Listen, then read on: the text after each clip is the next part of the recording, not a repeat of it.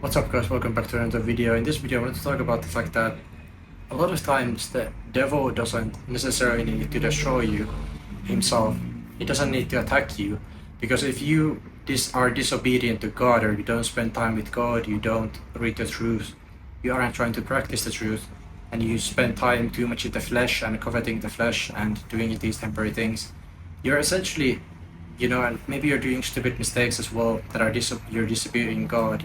Maybe you're struggling with gluttony, lust, I don't know, feelings like, I don't know, envy, jealousy, and all of these things, and you're not trying to even do the inner work. If you're doing these things, what you end up kind of doing is you're agreeing to, submit to the enemy, to the devil. You're basically submitting to the devil and saying like, please take me, away from God. When you're doing these things, do you understand? Like when you're submitting, this could be even like when you're submitting to negativity and you aren't trying to even practice like the truth and trying to get away from negativity and seek God and spend time with God, pray, read God's words.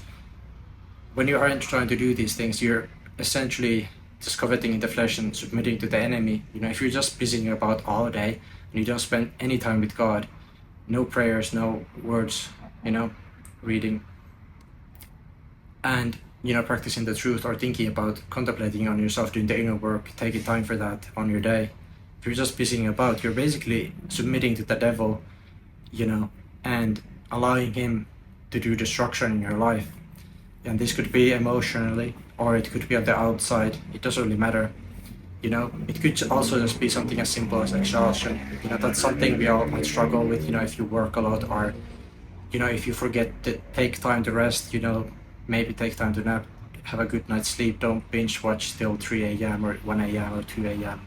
on TV, dramas and so on, or playing video games or whatever.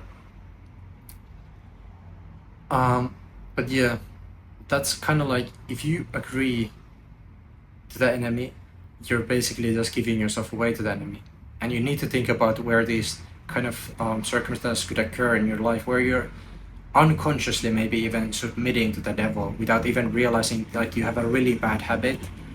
Like this could be like a simple as like emotional issues. It could be like worry or anxiety, or like negative feelings you have. Like I've had a lot of those moments myself as well, where you like feel negativity, you unconsciously kind of might like not agree with the devil, but in a sense you're submitting in a sense to the devil a little bit, because you're reveling in that feeling of negativity. A lot of people do that, where they revel in like the darkness, in depression and negativity, and they get negative over an environment God gives them, and then they revel in that negativity and they just keep looping in that basically filth, instead of like trying to get out of it actively and realizing, oh, I'm feeling negative right now, what can I do to come back to God and to come to that peace and joy and stillness and seek God.